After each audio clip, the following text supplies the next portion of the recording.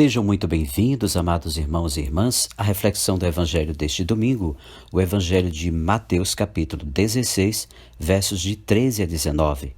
Nós estamos também celebrando hoje a festa de São Pedro e São Paulo, essas grandes pilares que são muito importantes para a igreja e para a evangelização no mundo. Amados irmãos e irmãs, Pedro e Paulo são considerados colunas da igreja.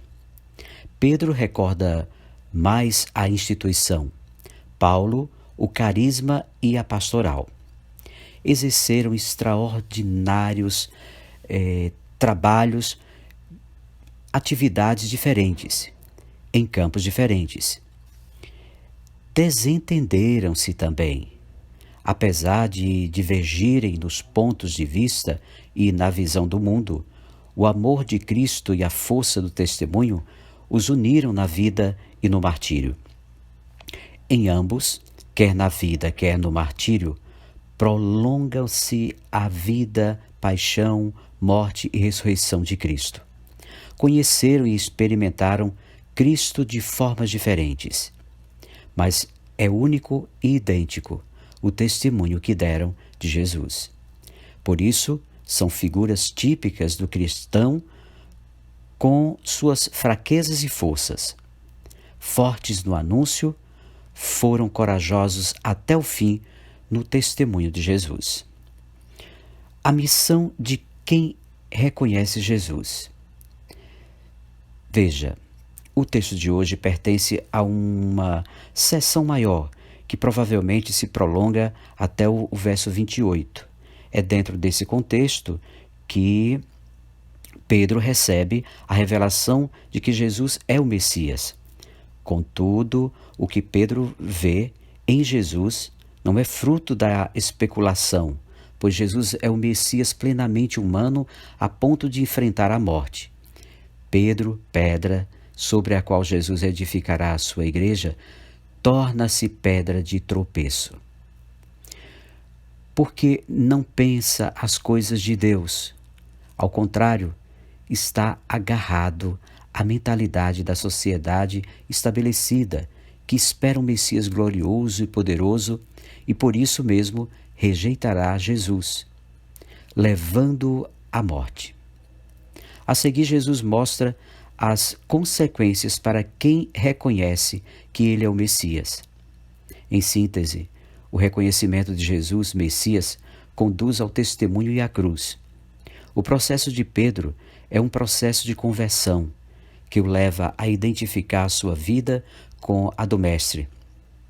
O grande desafio é este: deixar de querer um Messias feito à nossa imagem e semelhança, para nos tornarmos discípulos à imagem e semelhança de Jesus. Messias servo. No primeiro ponto, quem é Jesus? Jesus e os discípulos estão no território de Cesareia de Filipe, região habitada por pagãos. Ela recorda o início da atividade de Jesus e seu objetivo primeiro. Jesus leva seus discípulos para longe de Jerusalém, o centro do poder político, econômico e ideológico. Cesareia de Filipe é uma espécie de periferia e terra que espera um anúncio qualificado acerca de quem é Jesus. Pois bem, é a partir dessa realidade, longe da influência ideológica do centro, que os discípulos são estimulados a dar uma resposta plena de quem é Jesus. Grave pergunta: será que nós poderemos dizer plenamente quem é Jesus se estivermos comprometidos com os centros de poder? O episódio de hoje tem dois momentos. No primeiro, Jesus pergunta aos discípulos o que as pessoas dizem a respeito dele. A resposta revela a diversidade de opiniões, todas insuficientes para responder à pergunta: quem é Jesus? Ele é visto como simples precursor dos tempos messiânicos. Percebe-se que circula na sociedade uma imagem distorcida de Jesus, exatamente por causa de sua humanidade. Ele se apresenta como Filho do Homem, título que situa no chão da vida de todos os mortais. Ele é carne e osso como qualquer de nós. É justamente por isso que começam as distorções. Alguns dizem que é João Batista, outros que é Elias, outros ainda que é Jeremias ou algum dos profetas.